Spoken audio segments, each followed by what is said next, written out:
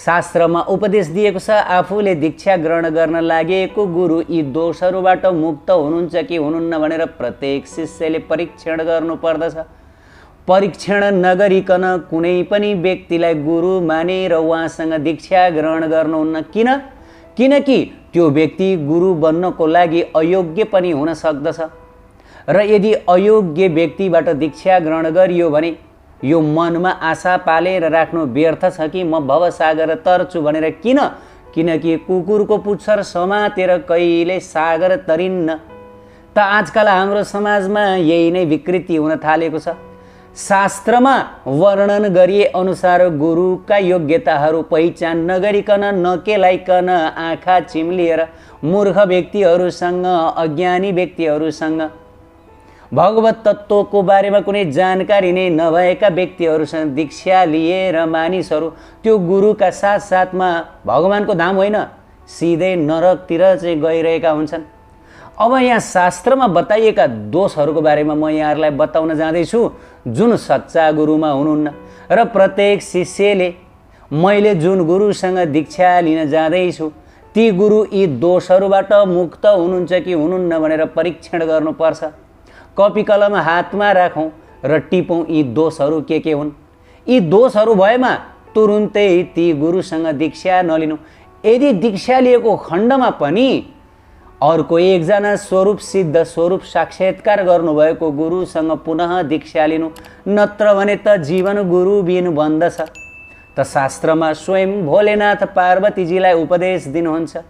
पाखण्डिनः पापरता नास्तिका भेद बुद्धया स्त्रीलम्पटा दुराचारा कृतघ्ना वकवृत्तयः कर्मभ्रष्टा क्षेमनष्टा निन्धतर्कैश्च वादिनः कामिनः क्रोधिनश्चैव हिंस्राषढा शठस्तयः ज्ञानलुप्सा न कर्तव्या महापापस्तथा प्रिये येभ्यो भिन्नो गुरुः सेव्य एकभक्त्या विचार्य च। त स्वयं भोलेनाथ पार्वतीजीलाई उपदेश दिनुहुन्छ।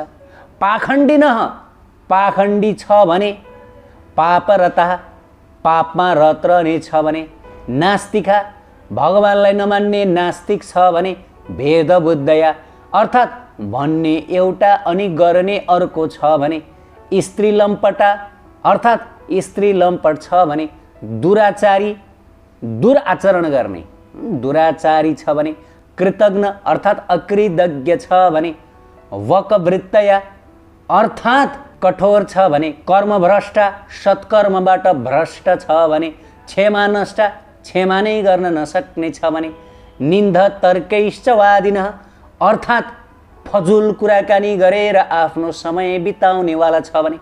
वास्तवमा गुरुको कर्तव्य भनेको एकमात्र परम पुरुष भगवान राधा गोविन्दको चर्चा गर्नु। भगवत चर्चा बाहेक गुरुले अन्य कुनै पनि चर्चा गर्नु नै हुन्न। यदि भगवत चर्चा बाहेक अन्य कुनै कुराको चर्चा गर्नुहुन्छ, उपदेश दिनुहुन्छ, मोटिभेसनल स्पिकर बनेर संसारमा कसरी खुसी रहने, कसरी रमाएर बस्ने, यस्तो किसिमको जुन तुच्छ शिक्षा दिने गुरुलाई के भनिएको छ? निन्द तर्कैश्च वादिनः। त आजकल यस्ता किसिमका गुरुहरूको एकदमै विकृति छ। त यस्तो छ यदि त्यो गुरु भने कामिना हरदम काम वासनाले ओतप्रोत भइरहन्छ, क्रोधिनश्चैव एकदमै क्रोधित छ, हिंस्राषढा हिंसा गर्ने खालको छ, शठस तथा सठी छ भने, सठी मूर्ख छ भने, ज्ञानलुप्सा अर्थात् जसमा ज्ञानै छैन, बाहिर देखाउनको लागि मात्र ज्ञान छ तर भित्र गुदी ज्ञान छैन भने, न कर्तव्य भक्तिमय कर्तव्य गर्दैन भने, महापापस तथा महापातकी छ भने, एव्यो भिन्नो गुरु सेव्य एकभक्त्या विचार्य छ। त्यसकारण जो गुरु भक्त छन् उनीहरूले कहिले पनि माथि उल्लेखित यी व्यक्तिहरूसँग दीक्षा लिनु नै हुन्न र जो गुरु भक्त छन् उनीहरूले स्वरूप सिद्ध गुरुसँग दीक्षा लिनु पर्दछ। अनि त्यसै गरी भोलेनाथ पार्वतीजीलाई उपदेश दिनुहुन्छ। ज्ञानहीनो गुरु त्याज्यो मिथ्यावादी विडम्बकः अर्थात् जुन गुरुसँग असली ज्ञान छैन, वास्तविक ज्ञान भनेको के हो? वास्तविक ज्ञान भनेको सम्बन्ध अविधेय प्रयोजन। भगवानसँग हाम्रो के सम्बन्ध छ र त्यो सम्बन्धको प्रयोजन के हो यदि यो कुराको ज्ञान छैन भनेदेखि त्यसलाई अज्ञानी भनिन्छ। भवसागर कसरी तर्न सकिन्छ, भगवान मुकुन्दको चरण कसरी प्राप्त गर्न सकिन्छ? किनकि मुकुन्द नै मुक्तिदाता हुनुहुन्छ। मुकुन्द बाहेक कोही पनि मुक्तिदाता छैन नि। यो सम्पूर्ण वेद शास्त्र उपनिषद पुराणमा बताइयो। एकमात्र श्रीकृष्ण भगवानले मुक्ति प्रदान गर्न सक्नुहुन्छ, त्यसैले उहाँको नाम भयो मुकुन्द। र यदि कुनै गुरुले मुकुन्दको चरण दिलाउन सक्नुहुन्न, मुकुन्दको ज्ञान दिलाउन सक्नुहुन्न भने ती गुरुलाई ज्ञानहीन गुरु मानिदिए पनि हुन्छ। त्यसकारण भोलेनाथ उपदेश दिनुहुन्छ, ज्ञानहीनो गुरु त्याज्य। यस्तो गुरुलाई त्यागिदिए हुन्छ जोसँग ज्ञान छैन, भक्तिको ज्ञान छैन। अनि मिथ्यावादी विडम्बक, मिथ्या भाषण गर्ने, नचाहिने कुराहरू गर्ने, नचाहिने संसारका यी उपदेशहरू दिने, संसारी उपदेश दिने, भगवानको भक्ति विषयक उपदेश नदिने, यस्ता किसिमका गुरुहरूलाई त्यागिदिए हुन्छ। सोभिच शान्ति न जानन्ति पर शान्तिम करोति किम। यस्ता किसिमका गुरुहरू जसले आफैले शान्ति प्राप्त गरेका छैनन् भने अरूलाई कसरी शान्ति प्रदान गर्न सक्दछन्? त्यसकारणले गर्दा यस्ता किसिमका गुरुलाई टाढैबाट नमस्कार गर्नु, दीक्षा नलिनु। यदि दीक्षा लिएको भए पनि यस्ता गुरुलाई टाढैबाट नमस्कार गर्नु। र जो स्वरूप सिद्ध गुरु हुनुहुन्छ, जसले तपाईँलाई निश्चित रूपले भगवानको दर्शन गराउन सक्नुहुन्छ, भगवानसँग भेटाउन सक्नुहुन्छ, गुरुसँग यो निश्चित हुनुपर्छ कि हे शिष्य हो, तिमीहरू मेरो मार्गमा आओ, म तिमीहरूलाई राधा माधवको चरण दिलाएरै छाड्छु। गुरुले यो दृढ प्रतिज्ञा गर्नुपर्छ शिष्यहरूको अगाडि, र शिष्यहरूलाई यो विश्वास दिलाइदिनु पर्ने हुन्छ। र केवल मुखले मात्रै होइन, साँच्चै हृदयदेखि नै, ए मेरा शिष्य हो, म तिमीहरूलाई राधा माधवको चरण दिलाएरै छाड्छु। केवल मेरो पथ चिन्हको अनुसरण गरेर हेर।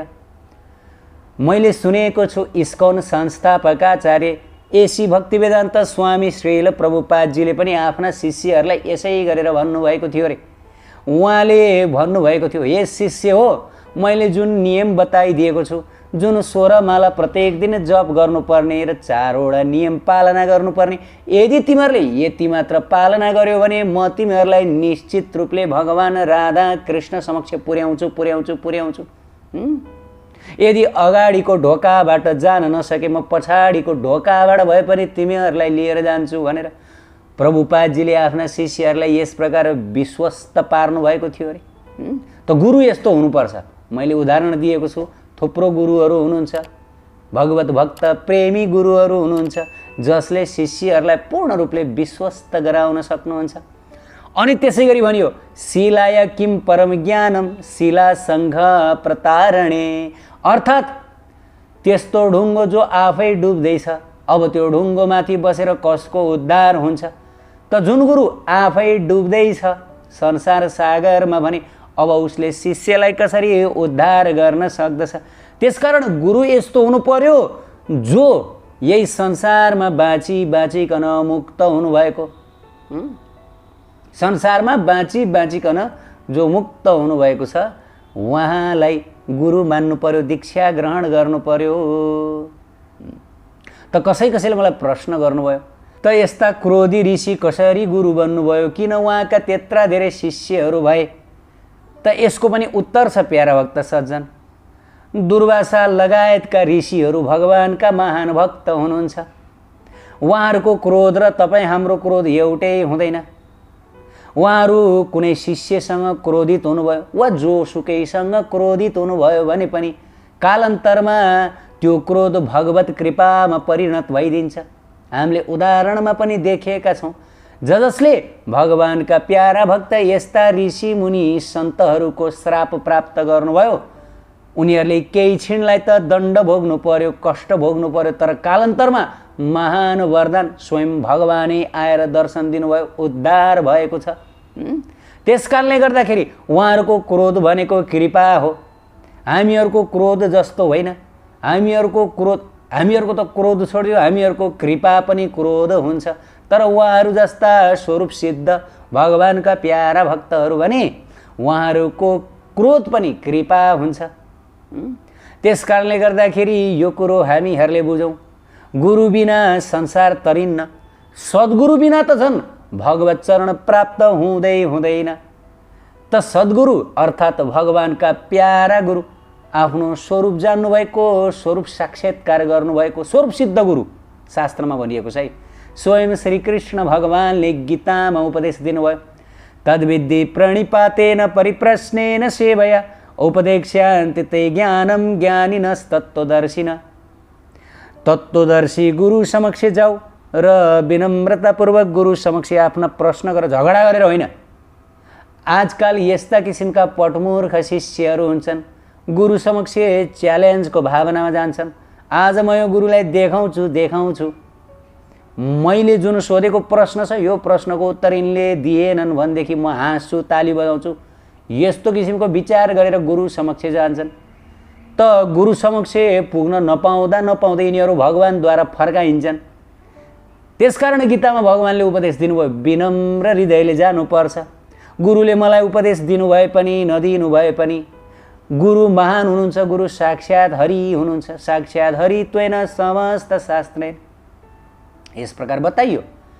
त भगवान श्रीकृष्णले उपदेश दिनुभयो, तद्विधि प्रणिपातेन परिप्रश्नेन सेवया उपदेक्ष्यान्ति ते ज्ञानम ज्ञानिनस्तत्त्वदर्शिन। तत्त्वदर्शी गुरु समक्ष गएर ज्ञान लियो है। तत्त्वदर्शी, तत्त्व बुझ्नु भएको, प्रेम तत्त्व बुझ्नु भएको, विशेष गरी प्रेम तत्त्व। कसरी राधाज्यूले श्याम सुन्दरलाई प्रेम गरी बक्स्यो, किन भन्दा प्रेमभन्दा ठुलो तत्त्व केही पनि छैन। प्रेमकै खोजीमा छन् सारा जीवहरू। ज्ञान कर्म योग यो संसारमा कहिले देखिथ्यो, तर ज्ञान कर्म योगमा संलग्न भएर कुनै पनि जीवको वास्तविक कल्याण हुँदैन। हुन्छ क्षणभङ्गुर कल्याण होला, तर वास्तविक कल्याण हुँदैन। वास्तविक कल्याण त केवल प्रेम रूपी ज्ञानद्वारा, प्रेम भक्तिद्वारा। कसरी राधिका रानीले श्याम सुन्दरलाई प्रेम गर्नुभयो, कसरी राधा रानीका दासी मञ्जरी किङ्करीहरूले राधाज्यूको चरण सेवा गर्नुभयो र राधाज्यूले भन्दा पनि परम आनन्द 100 गुणा बढी आनन्द प्राप्त गर्नुभयो। राधा श्याम सुन्दरले जुन युगल मिलन हुँदा जुन आनन्द प्राप्त गर्नुभयो, त्यो भन्दा पनि राधा रानीका सेविकाहरूले 100 गुणा बढी आनन्द प्राप्त गर्नुभयो भनेर रसशास्त्रहरूमा हाम्रा षड्गोस्वामी आचार्यले बताउनु भएको छ। त गुरु यस्तो हुनु पर्यो जसले यो रस तत्त्वलाई बुझ्नु भएको होस्, जसले भगवत धामको निकुञ्जभित्रको यो एकदमै गोप्य भन्दा पनि गोप्य शिक्षा उपदेश शिष्यहरूलाई प्रदान गरेर धन्याति धन्य बनाउन सक्नुहोस्। किनकि गुरुवाष्टकममा विश्वनाथ चक्रवर्ती ठाकुर महाराजले पनि गाउनुभयो, निकुञ्ज युनो रतिकेली सिद्धै यायाली भिर्यो तिर प्रेक्षणीय तत्रादिदाक्ष दति बलवश्य वन्दे गुरो श्री चरणारविन्दम। विश्वनाथ चक्रवर्ती ठाकुर महाराजले गाउनुभयो, म त्यस्तो गुरुदेवको चरण कमलमा वन्दना गर्दछु जसले निकुञ्जभित्रको त्यो जुन युगल प्रेमको राशि हामीहरूलाई ल्याएर बाँडिदिनु भयो। निकुञ्जको ढोका खोलिदिबक्स्यो गुरुले, हात समातेर निकुञ्जभित्र राधा रानीको चरणमा समर्पित गरिदिबक्स्यो। लौ राधा रानी हजुरकी दासी ल्याएको छु। त गुरुदेव यस्तो हुनुपर्छ, अत्यन्त करुणाका सागर, कृपाका सागर। आजसम्म प्रदानै गर्न नसक्ने, प्राप्त नै गर्न नसक्ने कुरो गुरुले दिनुहुन्छ कृपाद्वारा। र त्यो के हो? राधा दास्यम। राधा दास्यम भन्दा ठुलो कृपा जीवमाथि केही पनि छैन, केही पनि छैन, कुनै पनि छैन, हुन पनि सक्दैन। उत्कृष्ट आध्यात्मिक जानकारीहरूका लागि नेपालकै पहिलो शुद्ध आध्यात्मिक च्यानल टिभी लजिकल कृष्णलाई सब्स्क्राइब गर्न नभुल्नुहोला र हरेक अपडेट्सका लागि यो बेल आइकन पनि दबाइदिनुहोला।